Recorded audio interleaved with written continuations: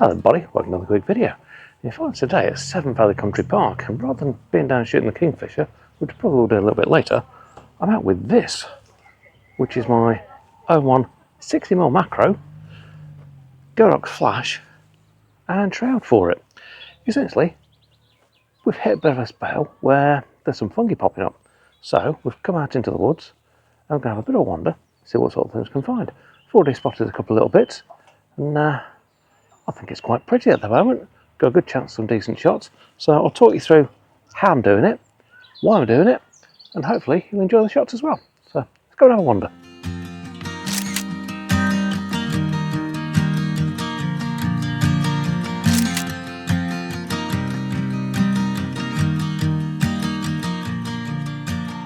So you maybe hear the trains in the background. We're not far from the Severn Valley Preserve Railway line, and we've had a small spell of damp weather, which seems to have brought the fungi up quite nicely. And obviously I've had this set up for absolutely ages. I've barely used it because the weather's not been fantastic for it, or there's been something going on, just not used it. So took the opportunity. I'm going to get out of here, get some shots in. Now the stuff I'm doing today is probably all going to be focus stacked, and you have to play a little bit with the settings on the flash. I will admit, I'm not an expert with these settings, but I found something that works reasonably well for me, so that's what I'm using. Essentially I've got it on 1/64th power on the flash, and actually having it on first curtain sync, it seems to work fairly well and gives you quite a nice result. So we're here at the minute with Joanna Noble. She's a local photographer. You may see her a little bit later on with some of the other videos, but essentially we don't know what we're going to find. We're just going to wander around some of the woodland, see what crops up, and hopefully get some great fungi shots. Now, if you want to go out and do some fungi shots, you don't need a flash and setup like this. A lot of lenses will do the trick quite nicely. You just have to get fairly close and get yourself set up. Obviously, if you've got a macro lens, it makes it better, but it's not a necessity. But this shroud, it was something I bought fairly cheap off AliExpress. Wasn't going to go mad because I wanted to try it out. And so far, I've been impressed with it. It gives you a little bit of extra than a normal flash would give you. Normal flash can be quite bright. This actually diffuses all around your subject, which if you've got something that's in shadow, works quite nicely. But even so, in big bright conditions like this, if you don't want all the shadowing, use this. It sort of just gives you a lovely flat profile. So that's what I'm doing. So I'll go a bit more of a wander. Let's see what else I can find.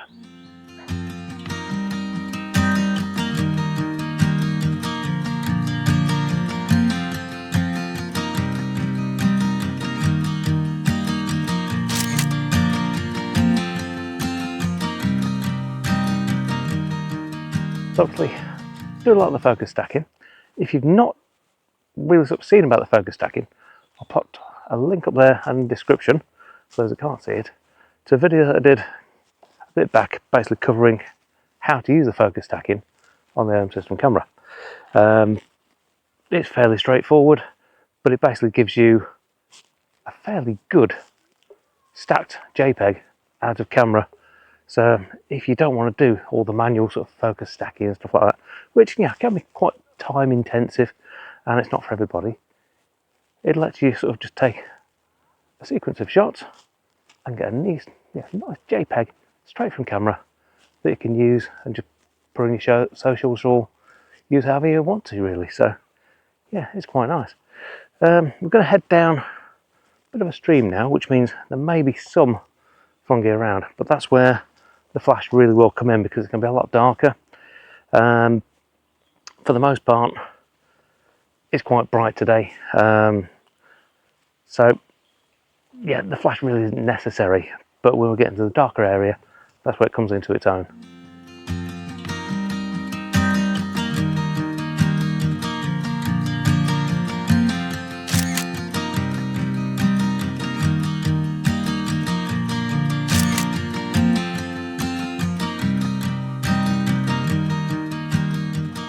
It's great getting out into the woods anyway.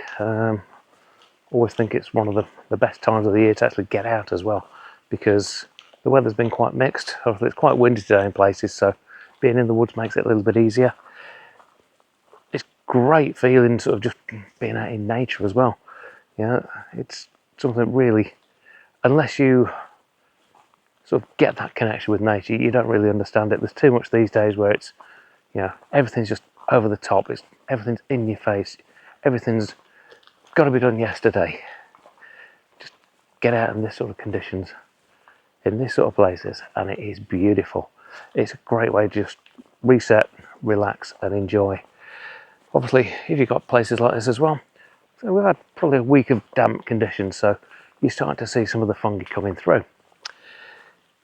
There's not masses of it, but there's a few bits coming through. So we're being a bit selective on where we're sort of looking. So a lot of it's going to be in the areas that we know have been wet, and looking at things like old branches and stuff like that, because normally that's the first place that you start seeing them. But we're seeing a few in through the grass as well, so it's a good sign things are starting to get going. The autumn colours here haven't really kicked in. It seems to be one of those weird ones this year where it's either in, out, or already gone, depending on where you happen to be. But it basically means that things are just getting going, so it's worthwhile going out, having a look in a few different places. If you've got a little bit of a woodland like this, just go for a quick wander around. You'll probably find something. You just got to be, keep your eyes peeled. Because a few times we've actually walked past stuff, turned around, come back and seen it. So yeah, you have to be a little bit sort of mindful about where you're looking and how you're looking. So spot I've just seen just here, so let's just have a look. I've got this little stump here. We can work that out. It is literally just an old tree stump, but that's perfect conditions. And look what we found. Got some great little, possibly ink caps by the look of it. But that looks quite nice. Possibly this group in here. Let's see if we can grab a shot.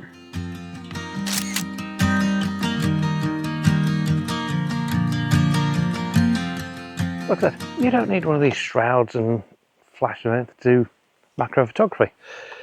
30mm macro lens on an OM1 or even an OM5. You get some amazing results because the stacking's built in. I tend to use the stacking more with this because it gives you more of an option. Obviously, if you've got a nice background as well, you really don't need the flash. It works really nicely. But we're just finding bits and bobs of wandering along here. I'll just show you this bit. Right, just come down here, and again we're just on a log. So I can get you in there. There we go. A lovely group on the end there. Slightly awkward to get, but quite nice. Well, actually, that's just down there. So you can find so many different types of fungi in quite well, we're just up there. It's like we're not come far at all. So we're finding lots of bits and pieces. And I'll just spin you around here. Absolutely incredible set of turkey tails. There's so much to have. And obviously, when I'm shooting, ideally what I want to do, I want to shoot along the line of, so this can get a little bit awkward. So if that happens, I'll just take the shroud off. I don't bother with the flash, I do just the shooting across. Now, if you've got a little tiny light, I'll pop a link to one down in the description. It will be an Amazon affiliate link, but I'll pop a link to it. They're not massively expensive, but they give you an option to change the colour temperature and just give you some nice fill light. You can stick it on top of your camera if you want. Normally what I'll do, I like to put it to the side, get like a bit of side light coming across. I think it works really well. Obviously you don't really need to use one of those. You can actually use your phone, but it can be a little bit harsh, which is why I generally prefer to sort of advise one of these lights, because you can alter the intensity and stuff like that. But yeah, like I say, link down below, have a look. And if you want to get into a bit of macro, it's a really good investment.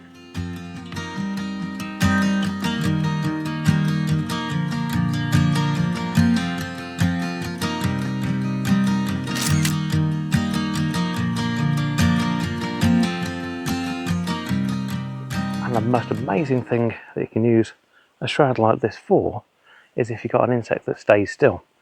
This time of day most things have been moving around, but if you've got one that stays still, you can actually lock on, get nice and close with your macro lens and rattle off a stack, and the detail you can get is absolutely astounding.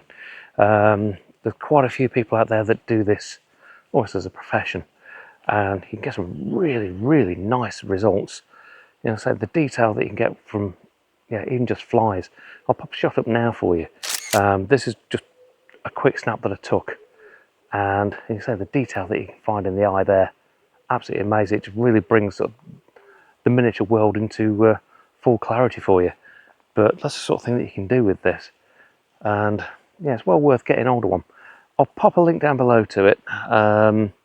Like I said, it was really cheap off AliExpress. It's not like it's a stupendously expensive thing. It's a copy of one that is quite expensive, but for the amount of time I use it, it wasn't really worth spending the hundreds to get the posh one. So I just got a cheap knockoff, and it seems to do the trick.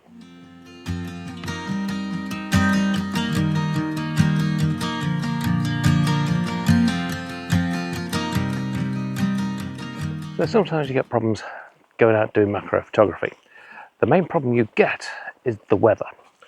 If it's particularly windy, it becomes very awkward.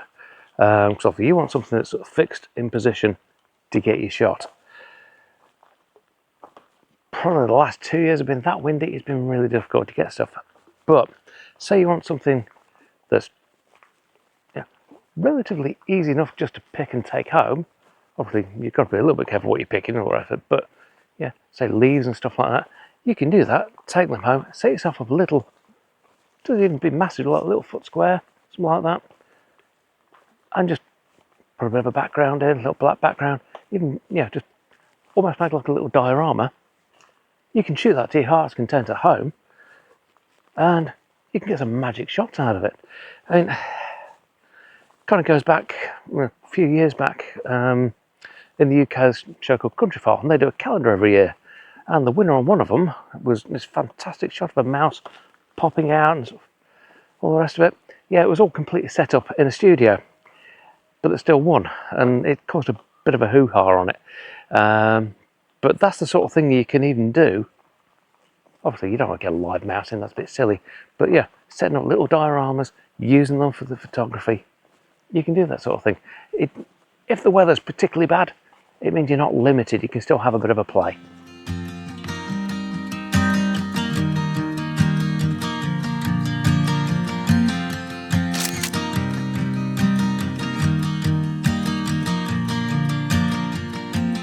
And it's not just fungi that we're looking for. You can get some lovely shots using moss on trees, especially if it's been a little bit damp, it'll open out. There's so many different types of mosses, and a lot of them can be really, really pretty to shoot. You know, some of them like stars, you've got ones that, you know, are leaf shaped. There's an amazing variety, you can get some lovely shots. And yeah, it's all about sort of getting in there, getting tight along things, and then just seeing what you can get. I just found some nice ones on silver birch back there, as you just saw, and yeah, a little shot with that works brilliantly, and it's just a bit of fun. Yeah, you're not out there shooting for those portfolio images and stuff like that, you're not taking in a big landscape, you dial it in, you're getting close to nature, and yeah, it's quite a nice relaxing pastime. So, get yourself out there, you don't need a macro lens, you just need something you can get close enough to and get the right sort of effect. Go and take some shots of the smaller stuff, reconnect with that side of nature. You'll find it a lot of fun, and if you don't mind getting muddy knees, you can get some fantastic shots that, you know, depending on the time of the year, they're just limitless. There's so much you can shoot. It really is good fun. But from here, we're going to head back up, probably head back into the hide. So there'll be a few more shots coming up now, and possibly a few of the birds as well. But if you've enjoyed the video, please do hit that like button. Really helps out. And if you're not subscribed, hit subscribe. It's free of charge, but it helps out the channel no end. But from a very bright now Seven Valley Park, thanks for watching. We'll see you again next time. Take care.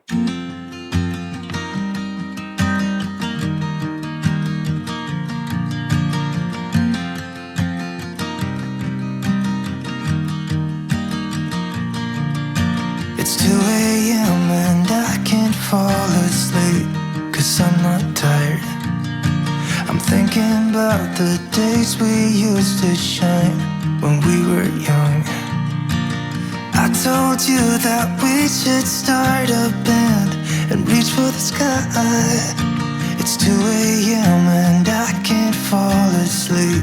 I'm just not tired. I can hear the raindrops falling. It's cold outside, and I kinda feel like calling, but it's too late now. I just miss you.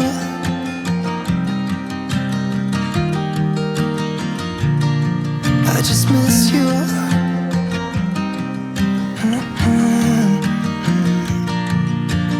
We were such a constellation, right?